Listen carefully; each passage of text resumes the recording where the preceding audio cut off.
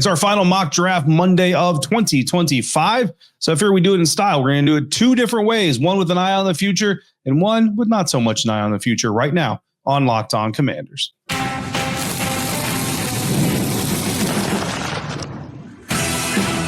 You are Locked On Commanders, your daily podcast on the Washington Commanders.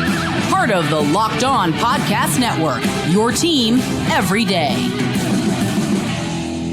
And welcome inside today's episode of Locked On Commanders. I'm your host, David Harrison, your friend, your eyes, your ears on the ground, covering the Washington Commanders and doing so for Sports Illustrated's CommanderGameDay.com, also helping out with WUSA9.com's local coverage of the team as well. I want to thank you for coming through for today's episode. We are going to do our final mock draft Monday of 2025. The next time we do a mock draft Monday, it'll be 2026. We'll be done talking about the Super Bowl win, all that stuff. We'll be covering the parade. It'll be a lot of fun. But for now, we're going to do a mock draft Monday here in 2025. Every day, there's those of you who come through every single day. Greatly appreciate you. We got episodes coming every single day through the NFL draft, starting with last week. We've had like 10 episodes in the last 10 days. It's been a lot of fun, a lot of research. We're almost to the culmination of it all, the NFL draft, where all of our hard work is going to be proven wrong. And nothing we said is going to happen, and it's going to be a great time. No, I'm just kidding. But it is going to be a great time no matter what happens. If you're new to the show, thanks for finding us. Hopefully you enjoy it. Hopefully you come back. Locked On Commanders is a daily podcast covering the Washington Commanders, part of the Locked On Podcast Network, your team every day. And today's episode is brought to you by the all-new 2025 Nissan Armada. Stay tuned for the Armada Player of the Week later in the show. So mock draft Monday, but we're going to do it a little bit differently. We didn't do mock draft Monday last week, so I figure I owe you two mock drafts. So we're going to do it two different ways. One, we're going to have an eye on the future right now. The next one, we're going to have an eye on the future, but later on. And I'll get you to what we mean by that, because obviously every pick is about the future, because these are all rookies and et cetera, et cetera. We are going to use the Pro Football Network mock draft simulator, or NFL draft simulator. One of my insiders pointed it out to me, said they really enjoy it. They liked it better than the PFF version. And I figure it's our last one if we're going to use it. Which I told them I would. So if I'm not going to be a liar, this has to be it. So we're going to use it, and we're going to use it for two mock drafts. I will tell you, I actually did enjoy it as well. And just like PFF, I don't know if I agree with all the spots that guys were available and were drafted and all that stuff, but you know, who does in the draft world? That's just never going to be a thing. So this first one, we're going to go ahead and we're going to try to look at a world where Adam Peters is looking to recoup some of the draft capital he's spent this offseason, right? So trading picks for Laramie Tunsil, a new left tackle, trading picks for Deebo Samuel, the new wide receiver, so on and so forth, and try to get some of those picks back in this year's draft, right? So not only are we looking to pick players this year, but we're also looking to recoup some draft capital. The Commanders come in with 5 draft picks. First pick is at number 29 in the first round, and right away, I do like this feature. What I wish PFF would do is have other teams kind of offer you trade packages, but PFN does have that happen. And on the other side of the phone, the Arizona Cardinals are calling and the Tennessee Titans are calling. The Arizona Cardinals offered us a package where the Cardinals would get the 29th overall pick in the first round, and they would get pick 128, which is the 4th round pick that the Commanders have from the Houston Texans. The Washington Commanders, in turn, would get pick number 47 in the second round, so they'd fall back to pick number 47. They'd also get pick number 78, which is in the 3rd round. So you enter the 3rd round where the Commanders don't have a pick currently, and they would get a 2026 second round pick, which of course would have some value in there as well. So you give up 2 picks this year, you get 2 picks this year, you break even in the amount of picks, but both your picks now come in the top 100, whereas previously both those picks come in the top 130. And then you get a 2026 second round pick from the Arizona Cardinals, who hopefully aren't going to be all that good, and that'll be a very high pick, right? The Tennessee Titans package they came up with, the Commanders would get the 35th overall pick in this year's draft, which is in the second round, but earlier than the Cardinals pick, and a 2026 second round pick. The Titans would get pick number 29 in the first round, and they would get that same 4th round pick. So the Commanders are giving up the same thing. The 4th round pick they got from the Texans and the 1st round pick that they got themselves in exchange for either 2 picks and a second round next year, or 1 pick, a better pick this year, and a second round pick next year. So when you look at the board here that the Washington Commanders have sitting in front of them, defensive tackle Kenneth Grant out of Michigan is available. He's our number 2 D tackle. Cornerback Siobhan Revelle is available from East Carolina. He's our number 5 corner. Tackle Josh Simmons out of Ohio State is available. Edge rusher Donovan Ezeiruaku out of Boston College is available. He's our number 1 edge. Cornerback Trey Amos out of Ole Miss is available. Our number 2 corner. Our number 3 guard Donovan Jackson out of Ohio State is available. Our 5th safety Xavier Watts out of Notre Dame is available. And our number 1 running back TreVeyon Henderson out of Ohio State also available. So 2 of our number 1s, 2 of our number 2s, 1 of our number 3s, and 2 of our number 5s all available here at 29, which is good, but it also makes it a little bit easier to go ahead and trade back if you know that many of your guys are still available on the board. Really hard here for me to pass on Ezeiruaku. Honestly, Donovan Ezeiruaku has kind of become my favorite at number 29, if he even gets to 29. And I've got some buddies out there who are tied to some teams who have said, no way he's getting to 29. Hopefully they're wrong. Jordan Reed of ESPN actually in his final 7th round mock sent Ezeiruaku to Washington, number 29. So I'm like, okay, let's see if Jordan Reed can be more right than this guy. But kind of came into this saying that we're going to trade back. We're going to get future picks. So I'm going to stick to that. Truthfully, like I said, if Ezeiruaku is available at 29, I'll be shocked that he's there. I'd want AP to take him just for the record. But here we are going to take the Titans deal. So we're going to get the 35th pick in the 2nd round. We're going to get a 2026 2nd round pick, and we're going to send away our number 1 pick, 29 overall and 128 in the 4th round. It is rough because we are losing net picks, right? Like we're going from 5 picks to 4 this year, but we're getting that 2nd rounder, and it's an earlier 2nd rounder that we're getting from the Tennessee Titans. And there's a reason for that, because at the 35th spot, we're not picking. We're making another trade. The Arizona Cardinals are back on the phone. This time they want the 35th overall pick from us. They're going to give us the 47th pick in the 2nd round, and they're going to give us a 2026 2nd round draft pick. So we're going to go ahead and we're going to do that, because when we look at the board, it's a 12 pick drop, which is steep, but we got 12 players. Defensive tackle Walter Nolan out of Ole Miss, Tennessee edge James Pierce Jr., Ohio State tackle Tyleik Williams, D tackle, Ohio State guard Donovan Jackson, Notre Dame safety Xavier Watts, Notre Dame corner Benjamin Morris, Oregon tackle Josh Connerly Jr., Ole Miss receiver Trey Harris, Arkansas edge Landon Jackson, Ole Miss corner Trey Amos, Ohio State running back TreVeyon Henderson, and Iowa State wide receiver Jalen Knoll. All available. That's 12 players. We trade down 12 picks. We get another 2026 2nd round pick, and we know that we're going to get one of those players. So we go ahead, we make that trade. We move down to number 47, and we get running back TreVeyon Henderson out of Ohio State, the number 1 explosive back on our board, 5'10", 202 pounds, currently projected to go in the 2nd round. So that tracks 4.43 40, 7 yards per carry in 2024. 21.5% broken and missed tackle percentage in the season. High energy player, great pass blocker, arguably or not arguably the best pass protecting running back in this year's class.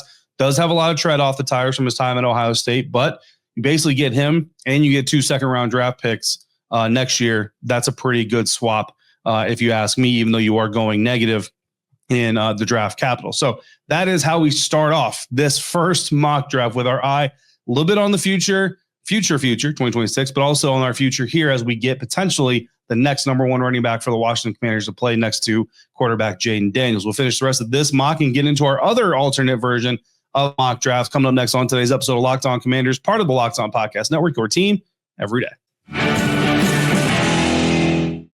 And today's episode of Locked On Commanders brought to you by Amazon Fire TV and a partnership with Locked On. Did you know your Fire TV is also an Xbox? You can turn any TV into your gaming and entertainment hub with the Fire TV Stick 4K devices. No console required. Just grab your paired controller, subscribe or sign in to Xbox Game Pass Unlimited with EA Play included, and you're ready to play. Dive into hundreds of premium titles from EA Sports College Football 25 to Call of Duty, Black Ops 6, and Avowed. As easily as you stream your favorite shows, it's gaming made simple, and it's all on your Fire TV. The latest technology elevates your playing experience with your high-speed Wi-Fi, auto low latency mode, advanced technology. Fire TV Stick 4K delivers smooth, more responsive gameplay with lightning fast speeds that you need to be able to stay competitive, and it's affordable and it's portable. So head to Amazon.com/Fire TV Locked On to get started today. Xbox Game Pass Unlimited subscription and compatible controller required. Available on select devices, including Fire TV Stick 4K 2nd Gen,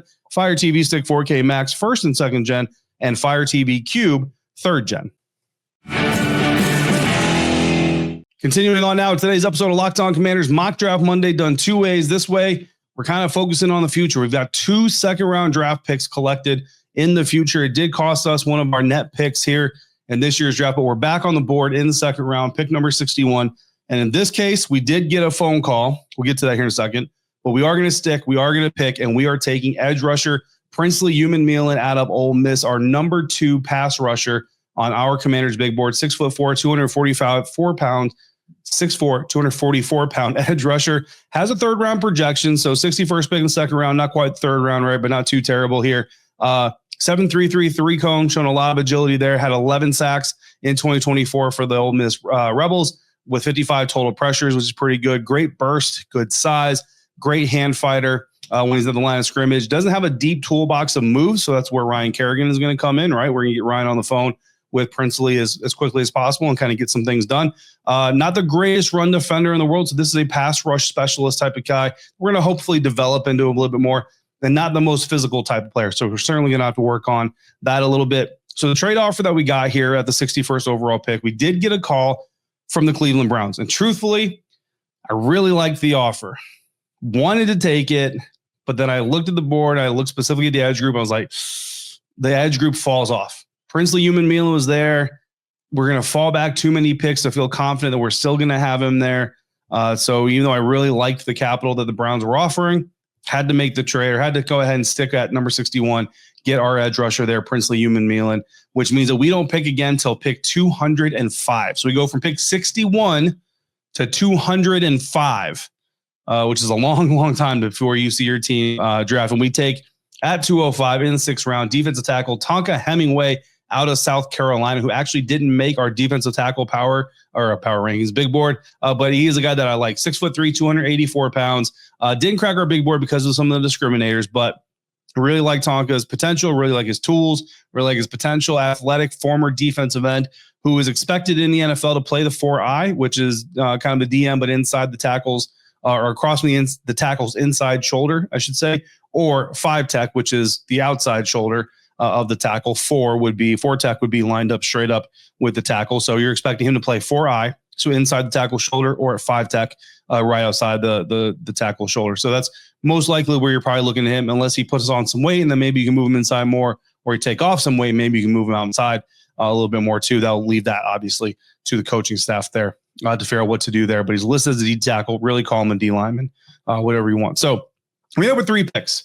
TreVeyon Henderson out of Ohio State, edge rusher Princely Human-Mielin out of Ole Miss, defensive tackle Tonka Hemingway out of South Carolina. So no safety, no corner, no receiver, right? But that's kind of the price you have to pay if you're going to move up into. If you're going to bring in draft capital for the future for 2026 specifically, that's what you're going to have to kind of do, right? So we begin the draft with 5 picks. We ended with 3 players, 2 2026 second round picks. That part is good because the Washington Commanders' organic second round pick is going to go to Houston next year as part of the Laramie Tunsil trade, right? So now, if you're the Washington Commanders, you have a first rounder next year. You've got 2 second rounders that aren't yours, and in theory, should be better than your organic second round pick. The Houston Texans will take that later second round pick.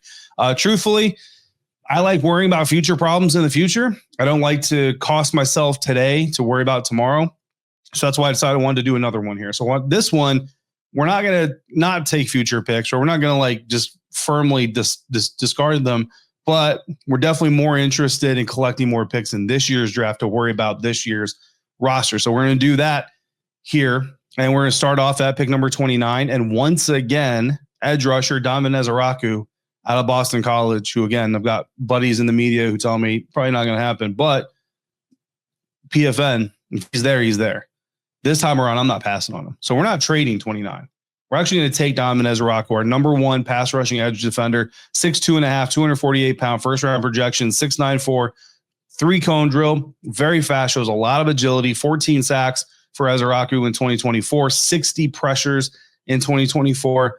Great production, long arms, superb athlete, sheds blocked really well. Doesn't really have a bull rush, a little undersized, but again, those arms and the ability kind of mask that. Not a contained guy, not a guy that you're looking to be your massive edge setter from a run defense standpoint. Pass on him once for the sake of the exercise, not going to do it again.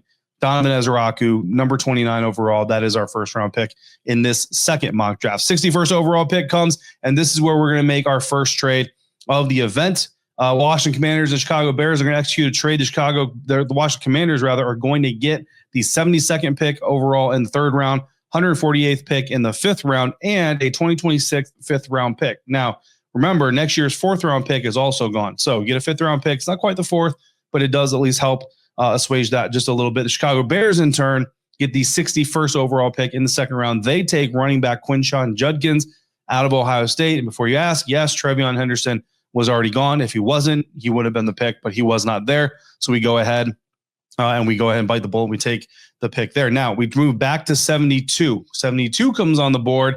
And interestingly enough, old Adam Peters' friend, John Lynch, calls up and says, "Hey, Adam, I want that 72nd pick, man. What do we got to do to move 3 spots up?" Looked at the board. We're okay with it. Commanders get pick number 75 in the 3rd round, and they get the 227th pick in the 7th round. The San Francisco 49ers get the 72nd overall pick.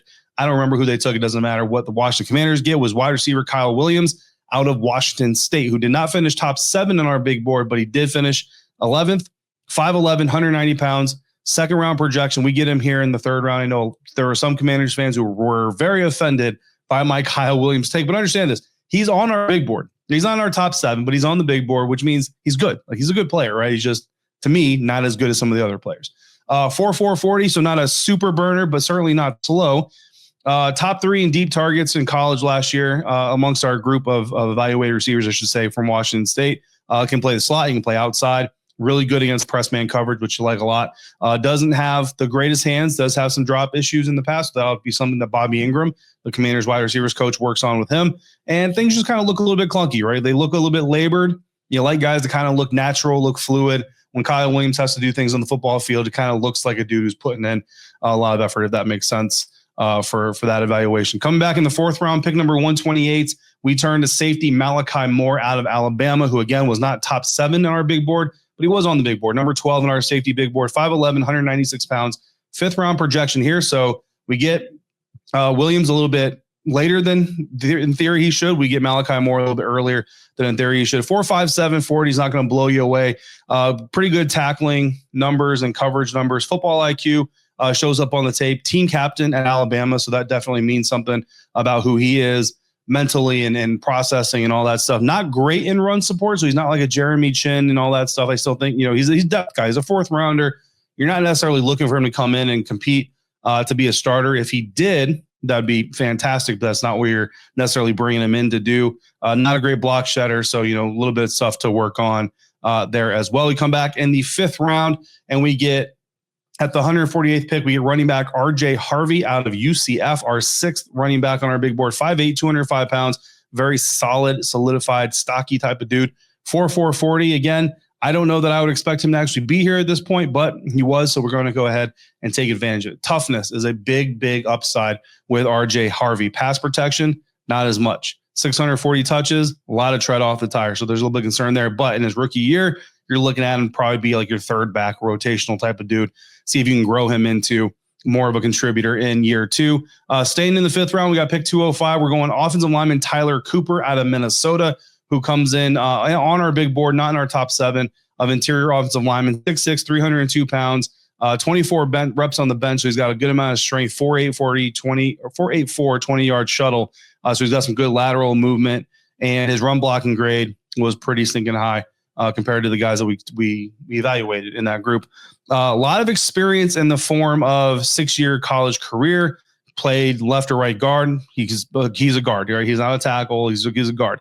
Not the most athletic guy, not the strongest guy, but he does have some interesting traits. Again, as a 5th round pick, you're looking to develop him over time. You're not looking for him to come in and challenge Nick Allegretti in 2025. This is more of a depth player who can also potentially in 2026 make some noise in training camp. Moving into the 6th round, 227th overall, defensive tackle Howard Cross III out of Notre Dame, not ranked on our big board of D tackles. He's a little bit undersized, but he's very disruptive, plays with good leverage and twitch, struggles against power, sheds blocks well. He's a pass rushing, like you're going to get a package here, like things like that. You're not going to bring him in your big package, your goal line, things like that. He's a pass rushing interior defensive lineman. And finally, 245th pick overall, we go with linebacker Nick Martin out of Oklahoma State.